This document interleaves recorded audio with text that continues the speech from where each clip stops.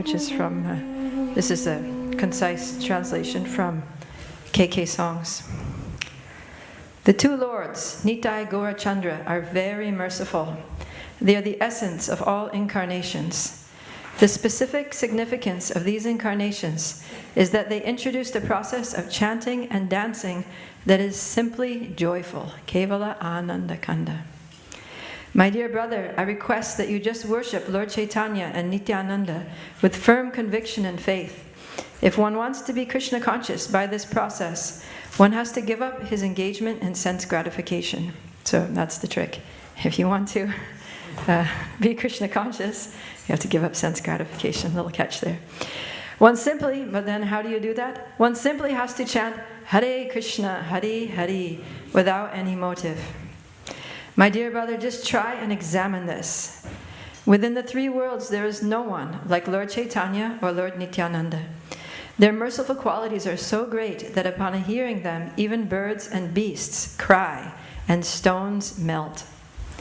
But Lochan Das regrets that I am entrapped by sense gratification. Since I have no attraction for the lotus feet of Lord Chaitanya and Lord Nityananda, then Yamaraj, the superintendent of death, is punishing me by not allowing me to be attracted by this movement. So he ends very humbly. All right. So let us sing. Could someone else please play cartels? Thank you. Parama Karuna Pahudvijana Nitai Gaurachandra.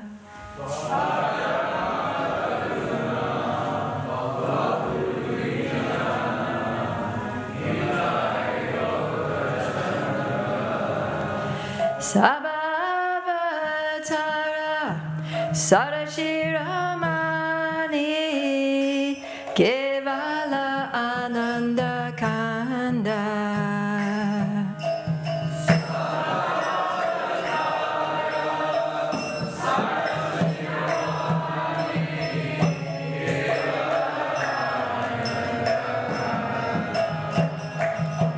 Bajo Bajo Bai Chaitanya Nitai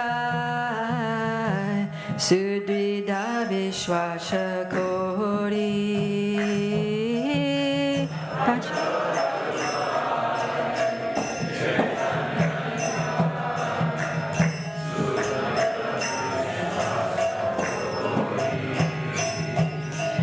Vishaya Chariya Serase Majiya Mukhe Bolo Hari Hari.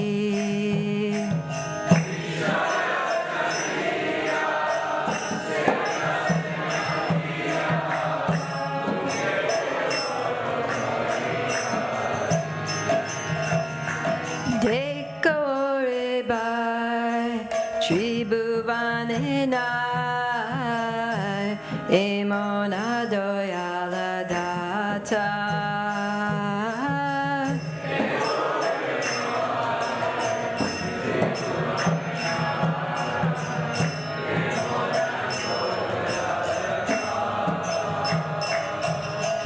Pashupaki Jure Pasana Vidare Shuni Janra Gunagata.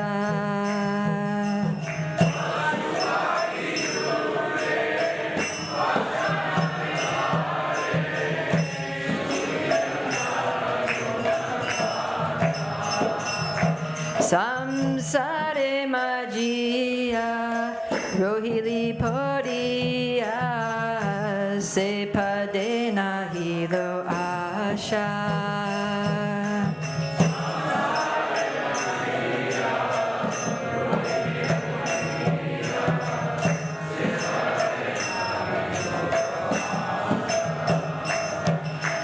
Apana Karama Bunjaye Shamana Kahoye Lochana Dasa.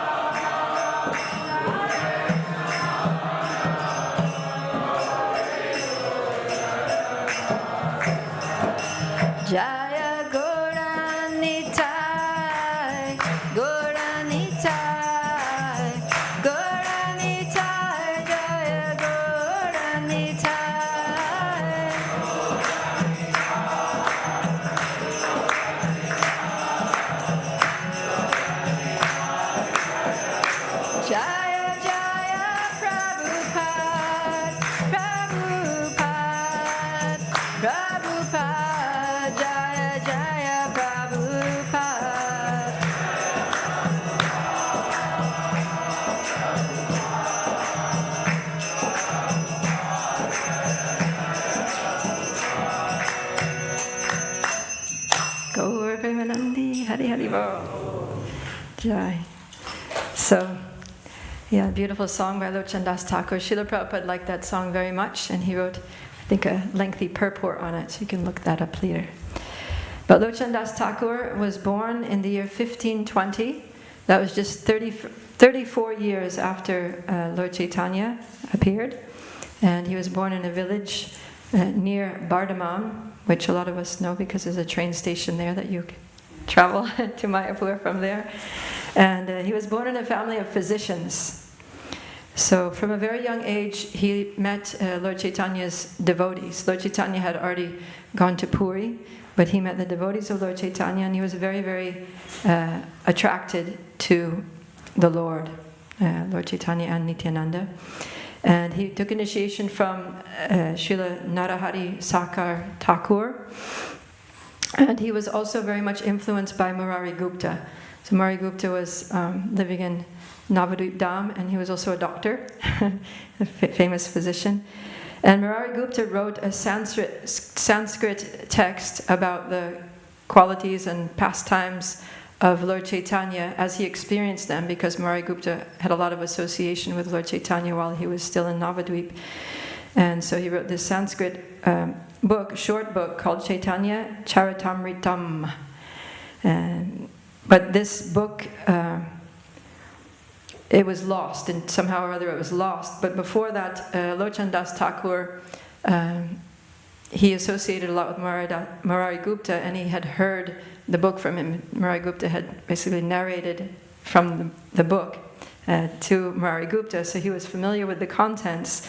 So after, when this Chaitanya Charitamritam was lost, then Lochan Das Thakur kind of recounted it in his book, which was in Bengali, so that local people could understand it, and he called it Chaitanya Mangalam. So that's a short book that we have available for us. It's translated in English. And interestingly, Vrindavan Das Thakur, who's famous for writing Chaitanya Bhagavat, his book, Chaitanya Bhagavat, was first called Chaitanya Mangala. So I remember hearing that Lochan Das Thakur afterwards wrote another book called Chaitanya Mangala, and then Vrindavan Das Thakur changed the title of his to Chaitanya Bhagavat. So it didn't make sense to me that, a younger devotee would kind of force a senior devotee to rename his book because he wanted the title. So I was like, what is that? So I found out a little bit more about that, and what happened is that because Vrindavan Das Thakur is the incarnation of Veda Vyas, Srila Vyasadeva in Chaitanya Leela, and of course Vyasadeva wrote the Bhagavatam, and Bhagavatam is considered the Parama Praman. It's like the most authoritative scripture on the Lord. And so in order to give Vrindavan Das Thakur's book sufficient merit and glory and authenticity as the biography of Lord Chaitanya in his younger years, Srila Krishnadas Kaviraj suggested that it be called Chaitanya Bhagavat. So people would accept that this is the Bhagavat of Chaitanya, just like Vyas wrote the Bhagavat of Bhagavatam on Lord Krishna. So then Lochan Das Thakur took the other name, because now it was no longer being used, and it was a good name. It was kind of handed down in a sense. So then Lochan Das Thakur's book became known as Chaitanya Mangala. So Lochan Das Thakur wrote many songs. He particularly was fond of Lord Nityananda, I learned, and so a lot of his songs are glorifying Lord Nityananda. So with Lochan Das Thakur's blessings, we will attempt to glorify Lord Chaitanya by reading Chaitanya Charitamrita. Srila Lochan Das Thakur ki jai. Jaya Jaya Shri Chaitanya Jaya Nityananda. Jaya Advaita Chandra Jaya Gaura Bhakta Vrinda. Jaya Jaya Shri Chaitanya Jaya Nityananda. Jaya Advaita Chandra Jaya Gaura Bhakta Vrinda. Jaya Jaya Shri Chaitanya Jaya Nityananda. Jaya Advaita Chandra Jaya Gaura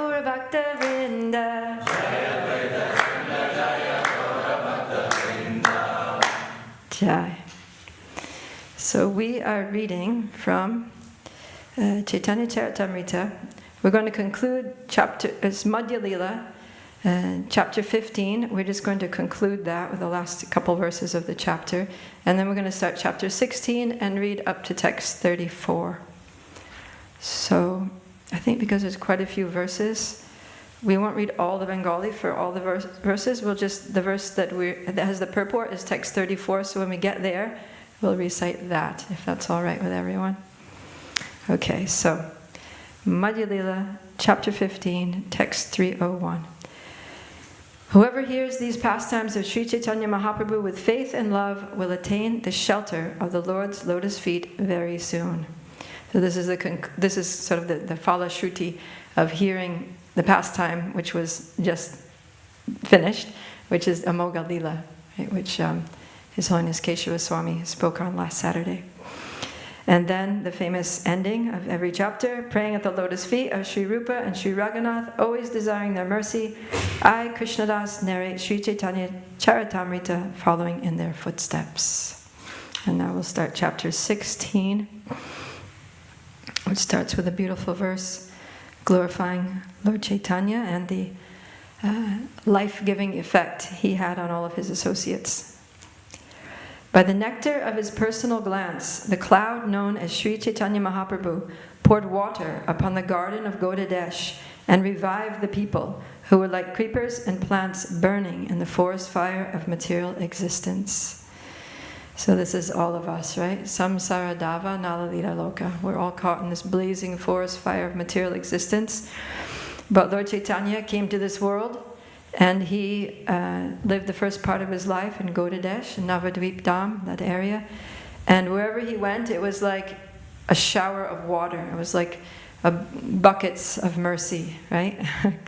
Karunya, how's it? Samsara dava, nalalila loka, tranaya karunya, gana ganadvam. It was like a cloud just released, a huge torrential downpour of mercy on the people who are compared to little creepers or plants. So if there's a small plant, a very delicate little creeper, and there's a fire next to it, that creeper is done, right? It's going to get scorched, it's going to get burned, it's going to die.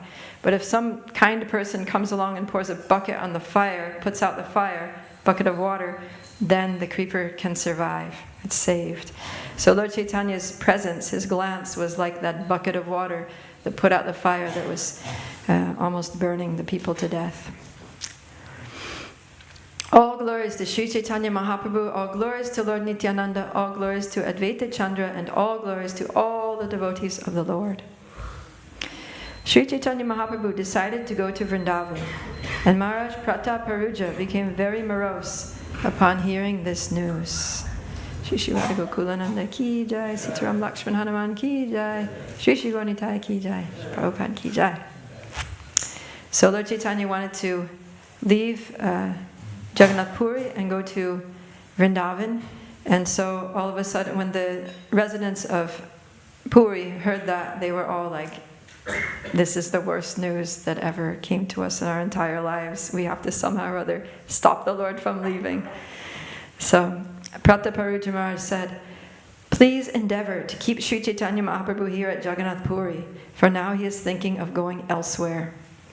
Without Sri Chaitanya Mahaprabhu, this kingdom is not pleasing to me.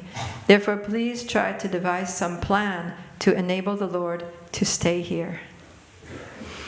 After this, Sri Chaitanya Mahaprabhu himself consulted with Ramananda Roy and Sarvabhauma Bhattacharya, saying, I shall go to Vrindavan. Ramananda Roy and Sarvabhauma Bhattacharya requested the Lord to first observe the Ratha Yatra festival. Then, when the month of Kartik arrived, he could go to Vrindavan. So like, oh, Lord Chaitanya, every year all the devotees come and we have this ecstatic Ratha Yatra festival and you dance and you chant and it's so inspiring. Please, don't go now. Just wait. Stay for Ratha Yatra, and then after Ratha Yatra, then you can go. However, when the month of Kartik came, they both told the Lord, now it is very cold. It is better that you wait to see the Dola Yatra festival and then go. That will be very nice.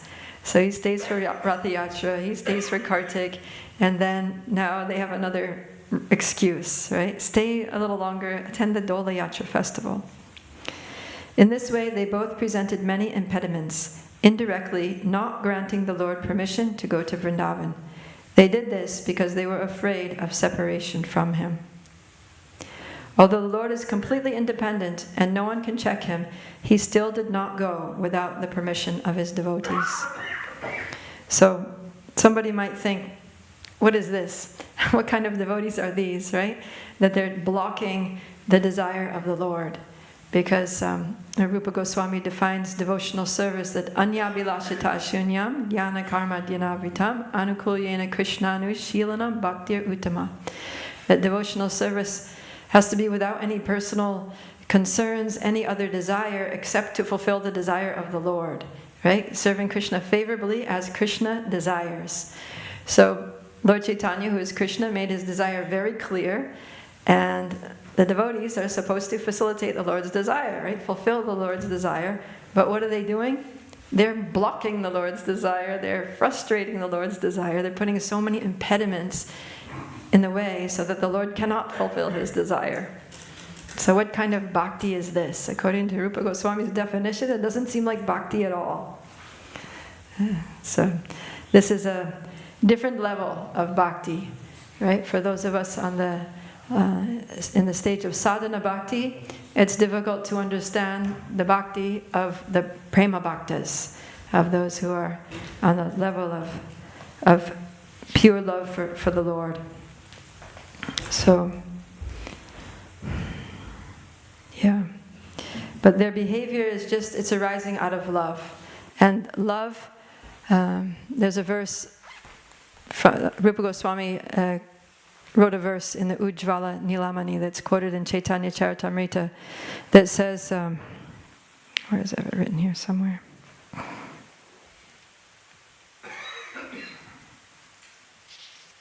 thought I did. Oh yeah, it's here. Aher Iva Gati Premna Swabhava Kutila Bhavet. So Aher, he's talking about love, pure love for Krishna. That the nature of that love is, it's aher iva. It's like a snake. Aher means snake. And yeah, it moves like a snake. And swabhava kutila bhavet. Its nature is that it is kutila. It's very crooked. Right? Like in Krishna's pastimes, we have Jatila and Kutila. So Kutila, her name means crooked, because she's always causing a disturbance in the meeting of Radha and Krishna. So Rupa Goswami says this is the nature of love, that it moves like a snake. So the snake's movements are crooked, right? Snake doesn't go in a straight line. It moves itself like this, but it doesn't even go straight. It's kind of like all over the place when it moves. And it's unpredictable. When you see a snake moving, you're not sure where, it's hard to tell where it's going because it doesn't like move in a set direction.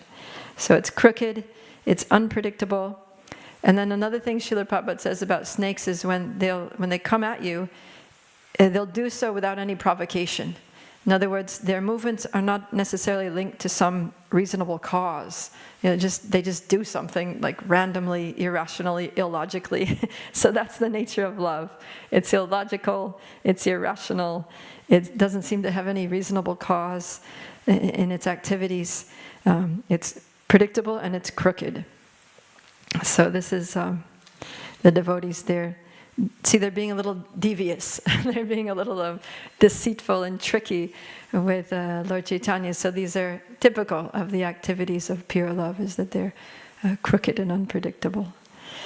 So we have to understand these things properly. So, yeah.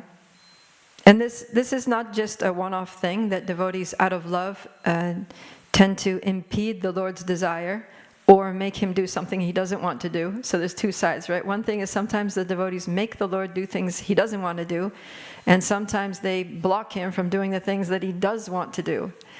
So what are some other examples of this in either Chaitanya Leela or Krishna Leela or Ram Leela that you can think of? Devotees frustrating the Lord's desires. Yeah, so Krishna just wanted to play, he wanted to feed butter to the monkeys, and Yashoda came along and she tied him up. You don't get much more impeding than that, right? She literally restrained him physically. Good. But that was due to love. That was only due to love, right? Anything else you can think of?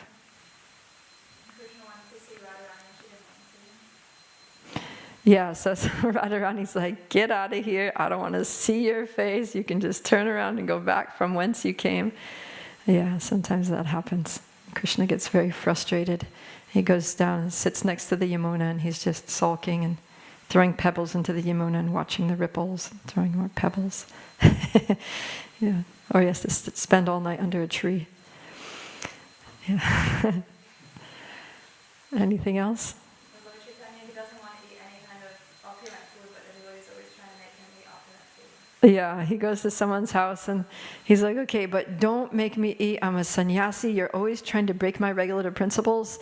And they're like, no, it's fine, Lord. We're only going to make you some boiled vegetables. He's like, okay, fine. Rice and boiled vegetables, that's good. And then they get there and they give him a huge mountain of prasadam that's like dripping in ghee and so many different things. And they make him eat it. One time they made him eat a whole room full of prasadam, right? That he had stored away, all the prasadam that Raghava Pandit would bring at Ratha Yatra time, and he would just store it and store it and store it. And one time the devotee said, we're cooking so much prasadam for you and offering with so much love, and you're just neglecting it. What is this? And then they were so upset about it, Lord Chaitanya said, all right, just bring on, I'm going to eat it all right now. And there was literally a room that was piled from floor to ceiling with prasadam. And he just ate it all in one sitting. So, yeah, he was forced by the love of his devotees. So this is the nature of the Lord. I think we talked about this in a class I gave before about how the Lord is not at all independent. Right? He says that to Durvasa Muni, Aham Bhakta Paradino. Yes, Vatantra Iva Dvija. He says, O Brahman, I am not at all independent. I am completely under the control of my devotees. So that's from Srimad Bhagavatam 9.4.63. He uses the word Bhakta Paradina. So Paradina means dependent. I'm completely dependent on the will of my devotees. And in the 10th canto of Bhagavatam, chapter 9, it says, Britya Vashyata, that I am controlled by my servants. Britya means servants. And then we have a couple of places in the Damodarastika where Krishna, where it says that the Lord is controlled. Right? We have Tadiyeshita Geshu Bhaktir Jitatvam. So Bhaktir Jitatvam means he's conquered by his devotees. And we also have Stita Graivam Damodaram Bhakti Badham, that he's bound by his devotees. So, and then Krishna has his 64 transcendental qualities, and one of them is that he's the supreme controller. But then ironically, another one of them is that he is prema vashya. He's controlled by love. So how is the supreme controller controlled by love? Is that a contradiction? Does that mean he's not exactly the supreme controller at all? Or what does it mean? He's the supreme controller, he's the supreme enjoyer, but he ends up being controlled by other people, seemingly for their enjoyment. Yeah. So how do we reconcile these two contradictory qualities of the Lord? They? Yeah. So basically it means if the supreme controller and supreme enjoyer is controlled by love, that means that he enjoys being controlled by love. He wants to be controlled by love. So that's the nature of Krishna, that he actually enjoys these loving exchanges, right? Like we all do. And why do people enter into relationships where they have to take vows and make promises? You know, they become bound by that person. Why? Because it's a nice feeling to be controlled by love. And, you know, when you have children, it's like you have to do so many things. Your children make you do so many things. But you do it, but you love it, you know, because you like to be controlled by love, by the love of those who really love you. And devotee relationships. Otherwise we couldn't have relationships. So this is the nature of the spiritual world, is that there's pure love, there are pure loving relationships and loving exchanges. And that's actually the ultimate source of happiness. And because the Lord is the supreme enjoyer, he knows how to enjoy happiness. And he enjoys being controlled by the love of his devotees. So let's read on a little further here. Text 12. Then, for the 3rd year, all the devotees of Bengal wanted to return again to Jagannath Puri. So they forced him to stay for Rath Yatra, and now all the devotees from Navadvip are coming again, as usual, for Rath Yatra. All the Bengali devotees gathered around Advaita Acharya, and in great jubilation, the Acharya departed for Jagannath Puri to see Sri Chaitanya Mahaprabhu. Although the Lord told Nityananda Prabhu to stay in Bengal and spread ecstatic love of God, Nityananda left to go see Chaitanya Mahaprabhu. Who can understand Nityananda Prabhu's ecstatic love? So here's another example. Right? Lord Nityananda got a direct order from Lord Chaitanya, don't come to Jagannath Puri. I want you to stay in Navadvip and preach. There's a lot of work to do. We have to spread Krishna consciousness. In Navadvip, no one would listen to me because, they know me as Nimai Pandit, and no one listens to you in the place where you grow up anyway, so I had to travel around South India to spread the holy names. But you can do it. You go back, go with Haridas Thakur, go door to door, tell everyone very humbly, ask them to chant Hare Krishna. And I need you to really just focus on that. And don't keep coming back and forth to Puri just for your own pleasure. But Lord Nityananda, he was like, forget it. All the devotees are going to see Lord Chaitanya. I'm going too. I don't care what he says. So this is also a symptom of love. That, this activities of love. So Rupa Goswami in Bhakti Rasamrita Sindhu, he talks about how bhakti has 2 forms. There's bhava rupa and cheshta rupa. So bhava rupa means the internal, the emotional feeling of love, right? The bhav that's within the heart. And then cheshta rupa means the external activities that arise from that love. So in the Bengali for this verse, text 15, Krishnadas Kaviraj uses this, he says, Nityanandera prema cheshta ke pare bhujite. He says, who can understand Nityananda Prabhu's ecstatic love, or the cheshta, the activities, the external activities that arise from his ecstatic love? So we're seeing very clearly that Nityananda wasn't being disobedient and rebellious and just wanting to go to enjoy the festival for his own enjoyment, but this was prema cheshta. It was an activity that was purely arising from his prema, from his love. And Krishnadas Kaviraj is saying, Ke pare bhujita, who can understand it? We cannot understand the love of Lord Nityananda for Lord Chaitanya that defies all scriptural injunctions, right? Because we hear so much about how the order of the Lord, the order of the Guru, one should take it as one's life and soul, one should not think of anything else, even in dreams. It's the secret of success in spiritual life. And it's not that Lord Nityananda doesn't know these things. He's the Adi Guru. He knows all about guru-disciple relationships and instructions of the Lord. But he's throwing it all away out of love. So who can understand the activities of Lord Nityananda that arise out of his prema for the Lord? Okay, now we'll go ahead and read through till our purport, starting from 16. All the devotees of Navadvip departed, including Acharya Ratna, Vidyanidhi, Srivas, Ramai, Vasudev, Murari, Govinda, and his 2 brothers, and Raghava Pandit, who took the bags of assorted foods. The inhabitants of Kulinagram, carrying silken ropes, also departed. Narahari and Sri Raghunandana, who were from the village of Kanda, and many other devotees also departed. Who can count them?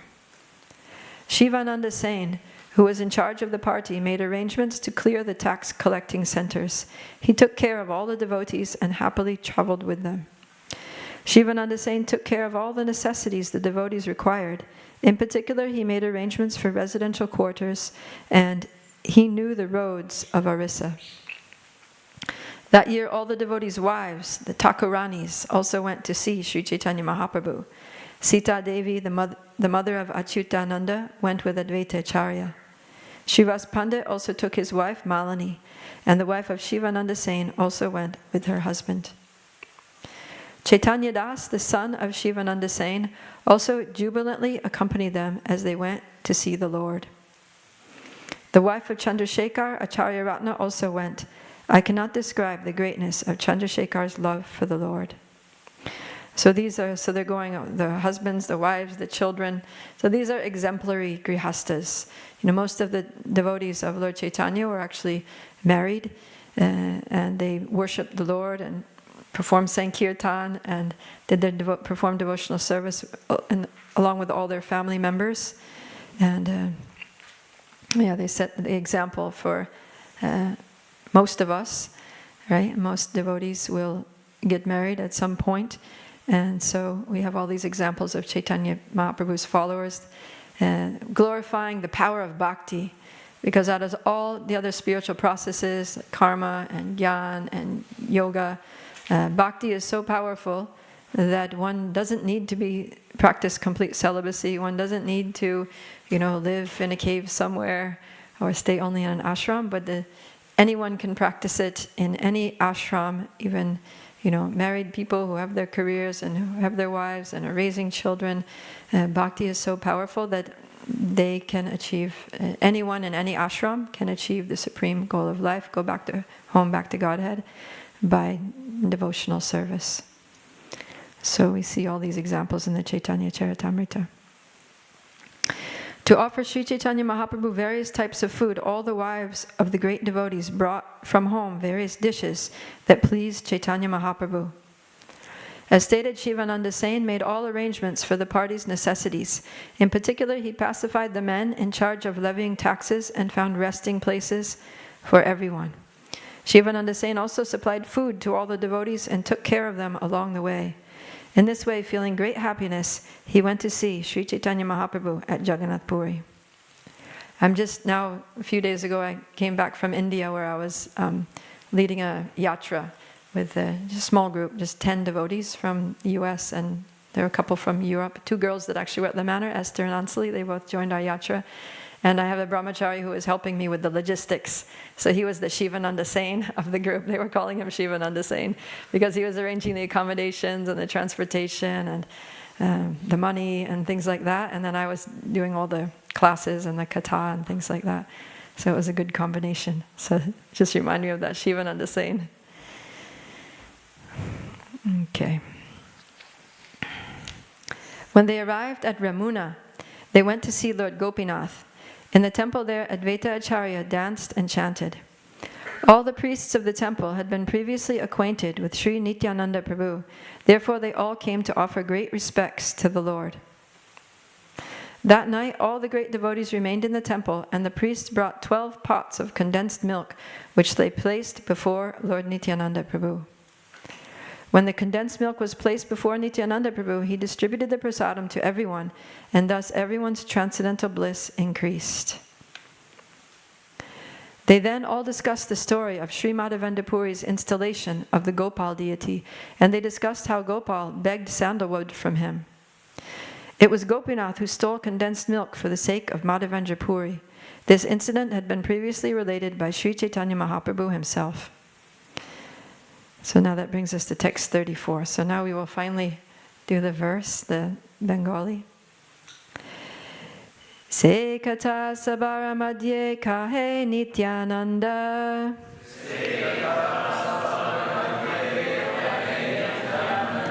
Shunya Vaishnava mane badila ananda. Se kata sabara madhye kahe Nityananda. Shunya Vaishnava mane badila ananda.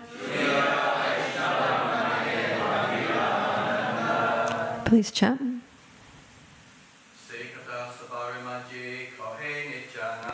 Se kata sabara madhye kahe Nityananda. Shunya Vaishnava mane badila ananda.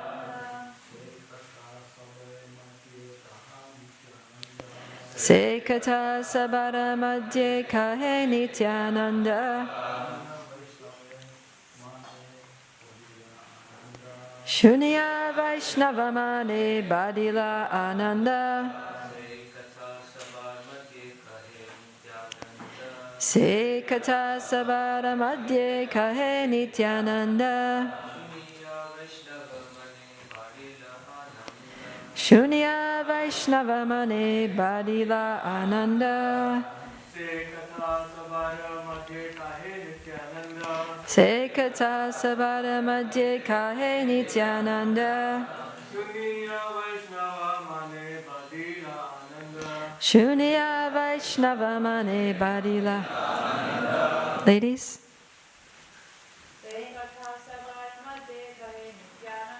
Sekata Sabara Madhye Kahe Nityananda.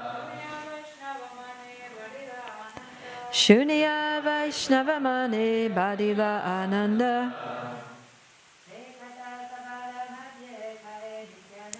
Sekata Sabara Madhye Kahe Nityananda. Shunya Vaishnava Mane Badila Ananda. Okay, let's do the word for word. Thank you. Sekata, that incident. Sabara Madhye, among all of them. Kahe, relates. Nityananda, Lord Nityananda Prabhu. Shunya, hearing. Vaishnavamane, in the minds of all the Vaishnavas.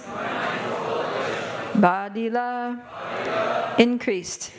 Ananda, the transcendental bliss.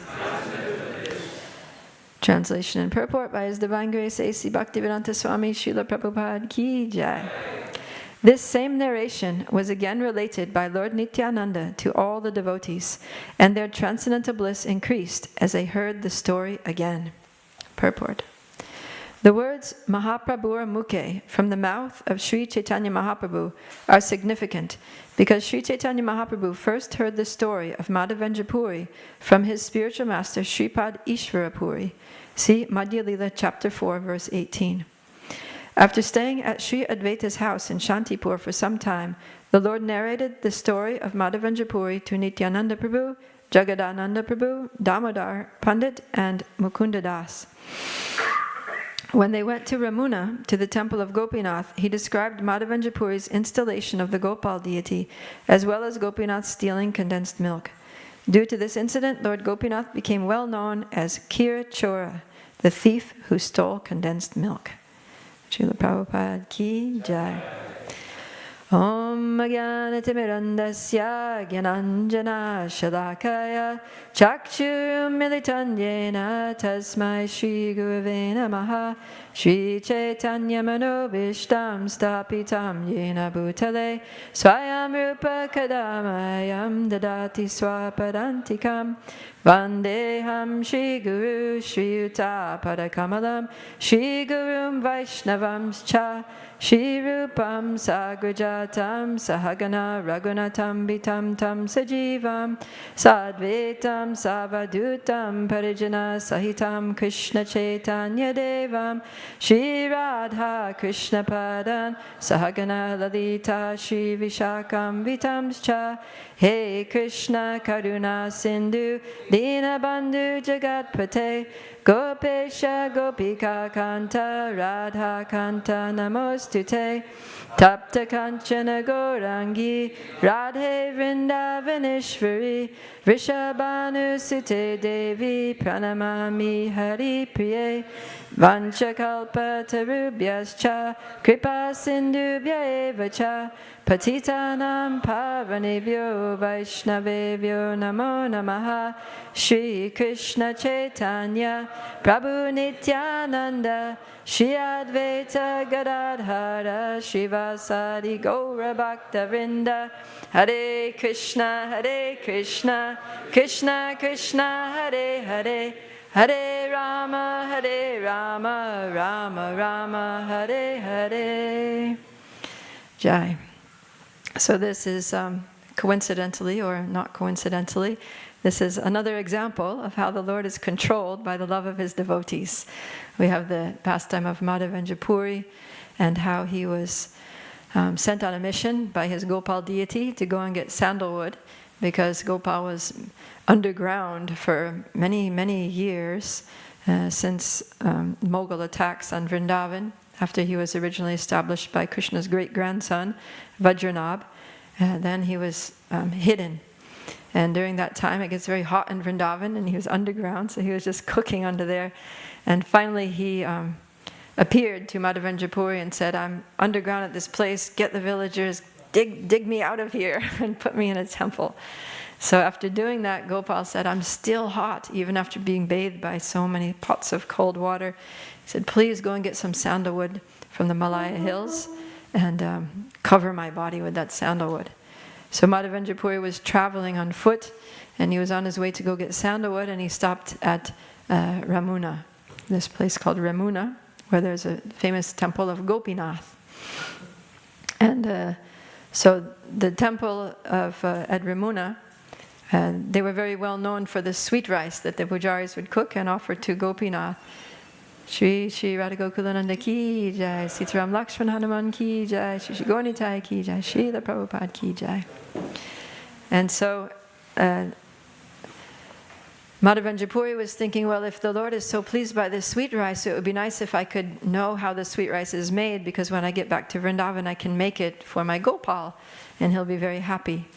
So while he was there in the temple, he saw that the pujaris were going on the altar with the plates of sweet rice, and they were offering it. And while the offering was going on, he had that thought. That's when he had that thought, was, oh, I would like to taste it, because by tasting it, I can get a sense of, the consistency, how much sugar, the ingredients, and then I can just make it for Gopal. So then he immediately thought, oh no, I've just been desiring to taste the Lord's offering before it even came off the altar. This is very offensive, and I'm just selfishly desiring to savor the taste of that sweet rice. And he was condemning himself, and he thought, I'm an offender, I should just immediately leave. I'm not even going to have the Mahaprasadam now. I just need to get out of here because I'm such a low person. My consciousness is so not what it should be. So then he left, and he just went to, by this time it was evening, so he went to the empty marketplace, and he was just sitting there chanting, taking shelter of the holy name, trying to purify his consciousness, and chanting all evening and into the night.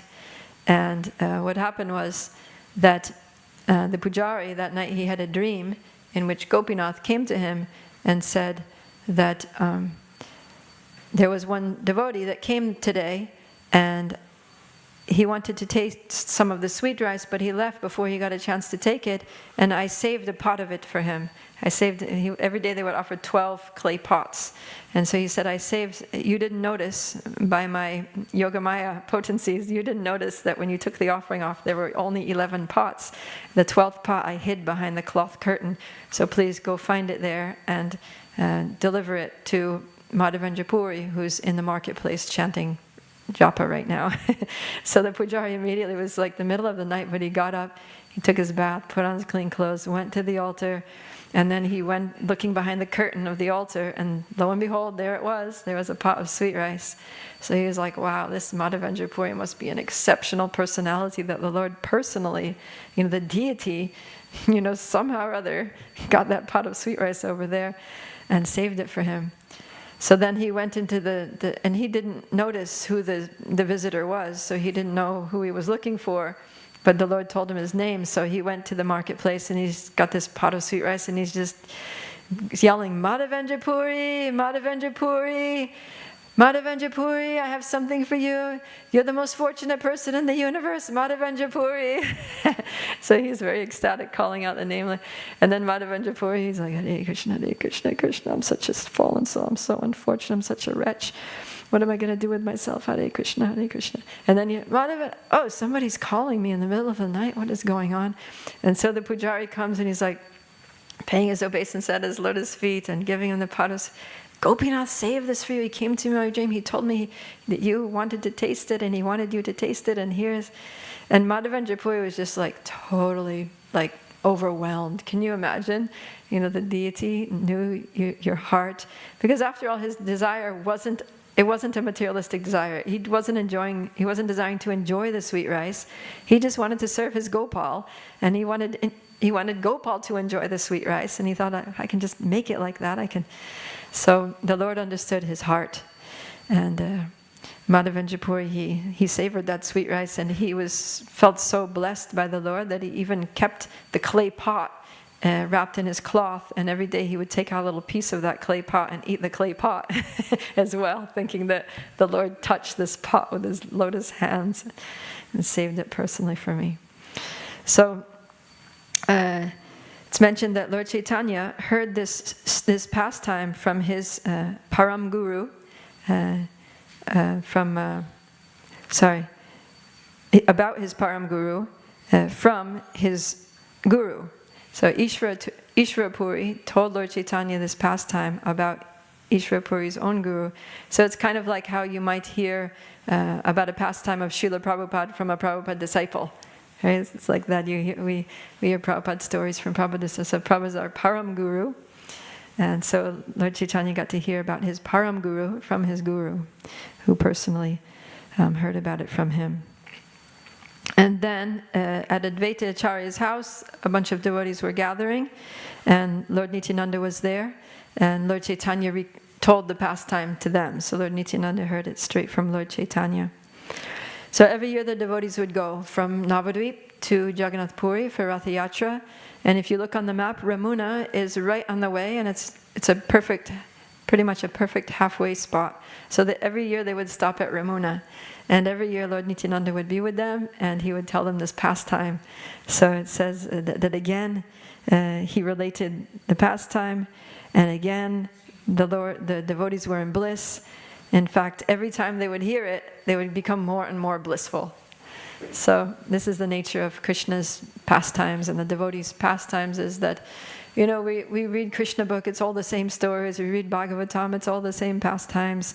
We hear, Srila Prabhupada's pastimes. We read Prabhupada Lilamrita, it's all the same pastimes. It's not like the new ones are coming out every year. It's the same ones again and again. After you've been a devotee for a while, you've heard them all. But at the same time, it's new every time, right? And the happiness you get from hearing it increases every time. And the depth with which it touches your heart also increases every time. So this is what was happening when the devotees were hearing this pastime again from Lord Nityananda. So another thing we see here is that the pujaris, because they stopped there every year, the pujaris got to know Lord Nityananda. So as soon as, and they're probably expecting him that, Jagannath Ratha Yatra is happening soon, the devotees from Navadvip are going to be coming, Lord Nityananda is going to be among them, all these great souls, all these personal associates of Chaitanya Mahaprabhu, really looking forward to them visiting again, and we're going to make sure that we save all the sweet rice for them and give all 12 pots to Lord Nityananda to distribute to his associates. So like that, when we visit holy places again and again, then the local devotees get to know us. And I recently had an experience like that because this is the 5th annual yatra that I've led, and certain places that I always take the devotees. We add some new stopping points every year, but there's always some places that we... So for example, we're always going to go to Radhakund, right? If we're going to Vrindavan, we're going to have to go to Radhakund. You can't not go to Radhakund. And so one place that I always visit there is the Bhajan Kutir of Srila Krishnadas Kaviraj, the place where he actually wrote the Chaitanya Charitamrita. And if any of you have been there, it's just a very small place. It's just like a little, very small room, and there's an old Baba that lives in that room. That's basically his bedroom. He's got all his stuff in there. So you enter into his bedroom, and then you go through there, and then there's a doorway into the place where Krishnadas Kaviraj's Bhajan Kutir is. So every year I take we always take a small group. We try to keep it between 10 and 15, so we can just barely squeeze into that room there. And we always stay there for some time. We do some katha, we maybe sing a bhajan, and like that. So the Baba who lives there, by now he knows me. So in fact, he knows me because one time I left my bag of wet clothes after bathing in Radhakund. I left my bag in his room by mistake. And then I had to wake him up from a deep sleep. He was like taking his afternoon nap, and I was like, "Hi, Baba." And then the next time I went there, he was like, "Oh, you left your clothes there last time." I mean, he doesn't speak English, but by his body language, and he said something, bag, kapra, and I was like, "Yes, that was me. Sorry."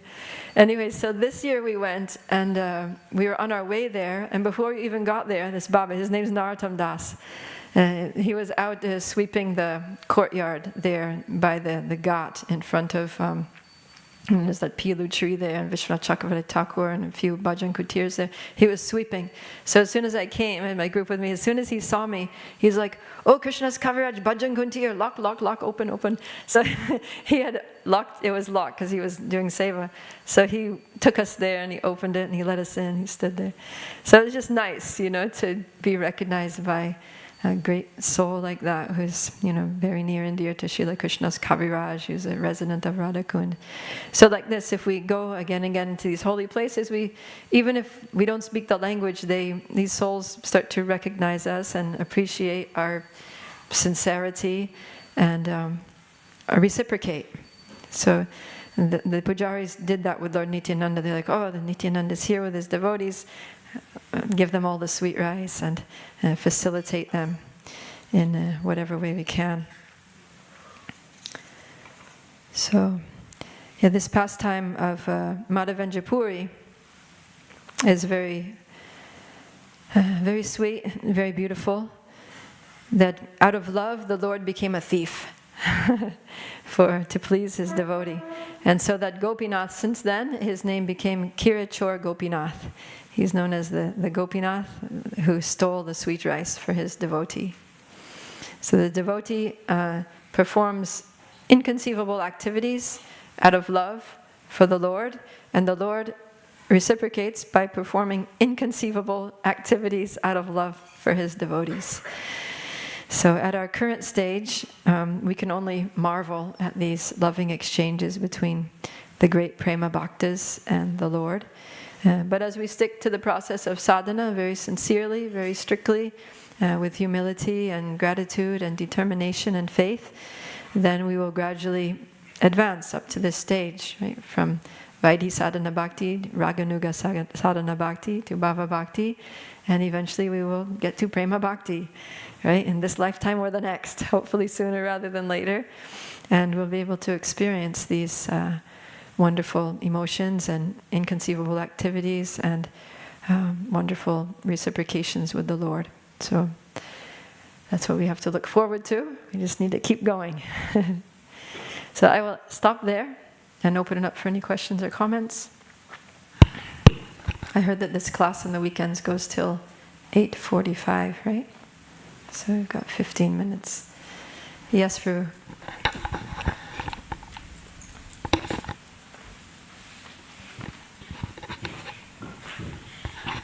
Hare Krishna. We see how exalted Madhavendra Puri was. He's incarnation of Vayu and greatest devotees always. But sometimes we see that in Vaishnava, within Vaishnava groups, he's kind of like a blemished, or I can't say criticized, but minimized maybe due to their orientation on jnana, vairagya, and there is some karma mishra bhakti there, and because they're missing Radha Bhava aspects, and even Prabhupada mentioned that it is not something we follow, something like they're very much oriented on knowledge, jnana, and entire teaching of Madhavendra Puri. So we see how exalted he is actually. Even Gopal stole for him pot. So we can comment on that. How is that? In which reason is like some Vaishnava sect kind of minimize him and? Yeah, I mean, anyone who thinks that Madhavendra Puri is just a jnani or a vairagyi doesn't know Madhavendra Puri. Right? Madhavendra Puri is like the great-grandfather of Gaudiya Vaishnavism. So it was no coincidence that Lord Chaitanya took initiation in his line. And we can see that, he went to Vrindavan on pilgrimage, and he was sitting there at the foot of Govardhan Hill by Govinda Kund, right? That place is there. There's a beautiful tree there, and there's a very ancient tree that he was sitting under on the banks of Govinda Kund, just at the foot of Govardhan. And he was fasting, and he was just meditating on Krishna Lila. And Krishna came to him, right? I mean, how more rasika do you get than that? That the Supreme Personality of Godhead literally takes a form, little boy, and comes there and says, "Oh, Baba, I heard that you're fasting. My mother sent me here with this pot of milk for you. In our village, no one fasts. You please drink, and I'll come back later with the pot." So then Madhavendra Puri, he was very overwhelmed with love somehow for this boy who he didn't know who he was. But he thought, well, this was so sweet and so kind, and I need to accept. So he drank the milk and continued with his chanting. And then, that night he had a dream in which that boy that gave him the milk, the boy never came back to get the pot. He kept waiting. When is that boy coming back to get the pot? And he didn't come back. He was disappointed. He was hoping to see him again.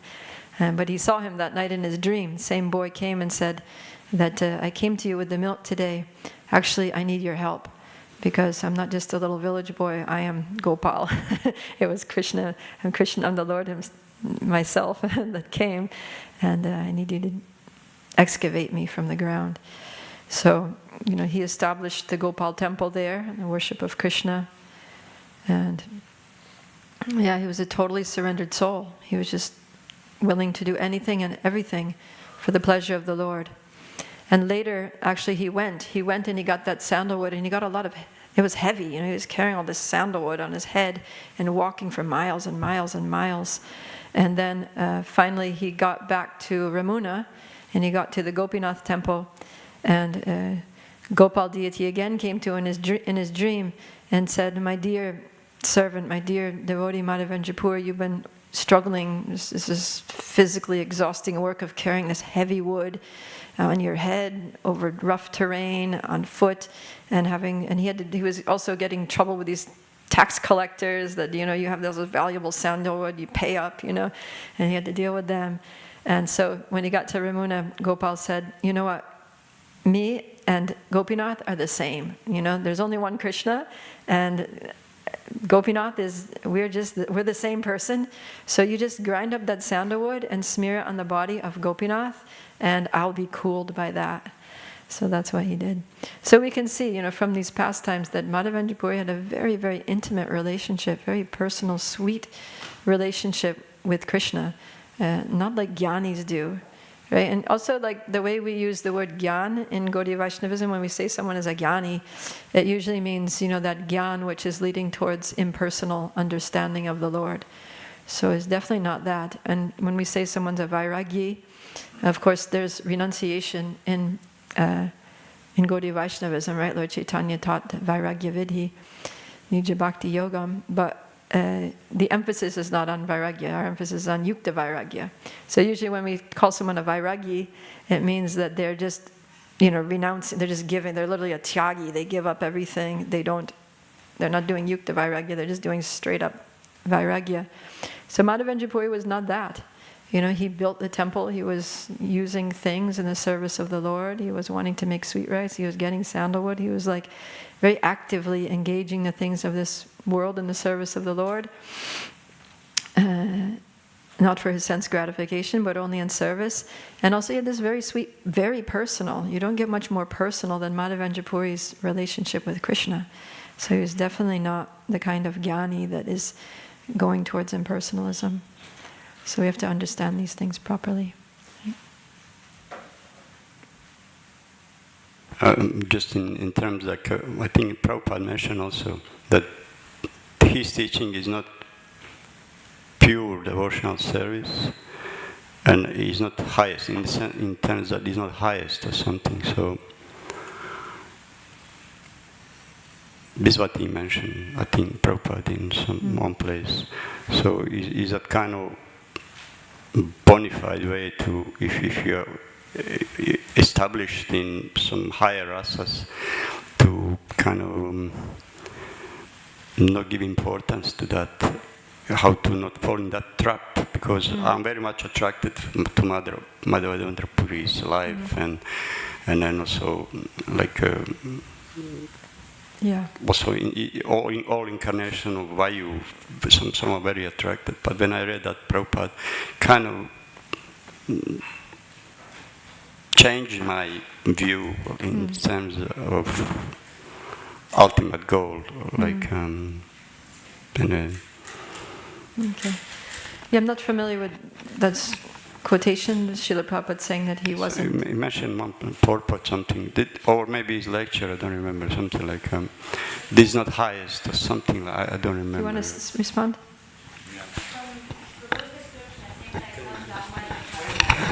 Please pass the... From Prabhu's description, it seems that he's talking more about Madhvacharya than Madhavan Ripui. Like you said, incarnation of Vayu, that would be Madhvacharya. Are you talking about Madhvacharya? Okay, so totally different devotee. That's why what you were saying just wasn't correlating with what I know about Madhavendra Puri. Scratch that. It's okay. Thank you. So yeah, Madhvacharya is different, right? Because Madhvacharya, the teachings of Madhva, he doesn't worship Srimati Radharani.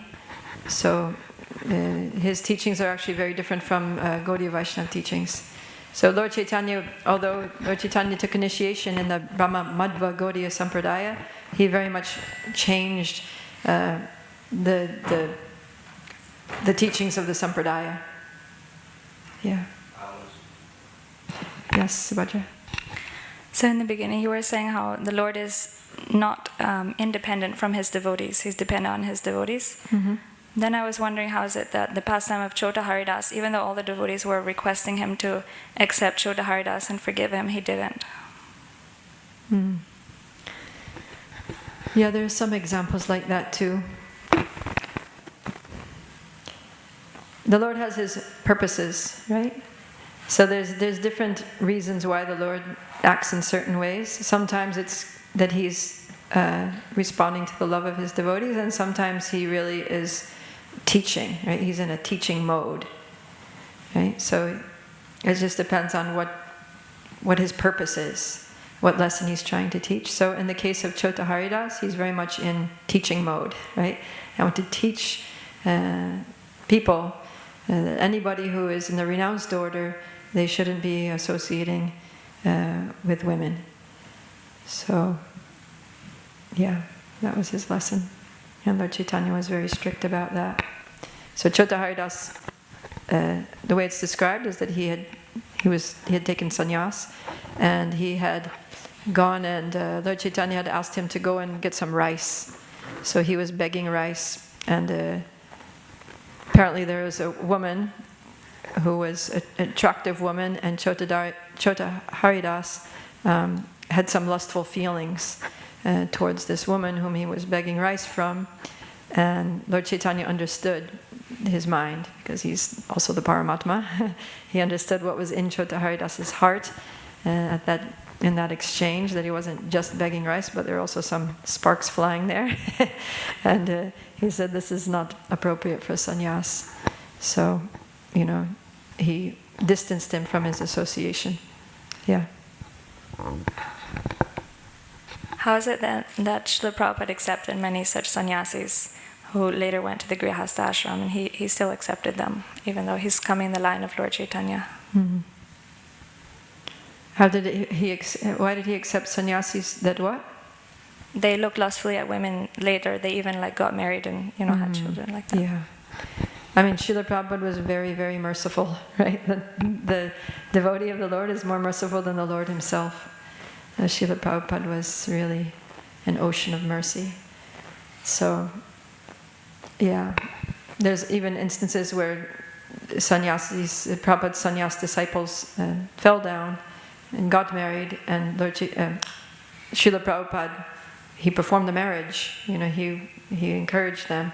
There's even the purport, right, in the Gajendra Leela, where Srila Prabhupada says that everyone has to be in their position of strength. And he wrote that purport after one of his sannyasi disciples had fallen down from sannyas and got married. And he said that this Kali Yuga is a very difficult age to navigate, and when we come to Krishna consciousness, it's like declaring war against Maya. So if you're fighting a war, you need to be in your position of strength. So more important than strictly following the principles of our ashram is that we stay in Krishna consciousness. So if it's a question of changing ashram in a not very glorious way, or totally blooping, and just giving up our Krishna consciousness, then just situate yourself however you need to be situated, but keep chanting, keep serving, keep hearing, and go on. And be strong, because be in your position of strength so that you can fight against Maya. In the same way that, because Gajendra was an elephant is a strong animal, but he was in the water, he was out of his element, so he was weak and he was dying in the jaws of this crocodile. So, yeah. Srila Prabhupada gave sannyas to his disciples like in an emergency situation. Prabhupada even said that. He said that actually I shouldn't be giving sannyas to these men, but what can I do? We need to preach. We have a movement to spread. I need people who are just going to dedicate their lives for this purpose, otherwise it's not going to happen. So he gave sannyas to men in their, young American and European boys in their 20s, and they did huge amounts of service. So if they fell down after that, then we should just look at the service that they did. They did so much service. If it wasn't for those young men, who knows what the movement would be now? Who knows if we would be here chanting Hare Krishna? So who are we to say, who's fallen, who's not fallen? We have to be grateful for the service that was done. Yes, Prabhu?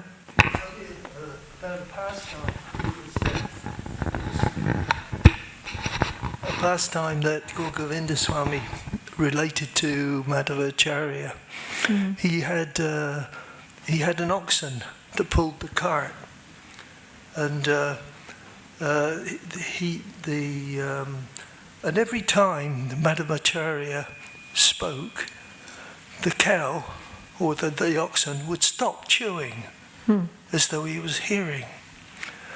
And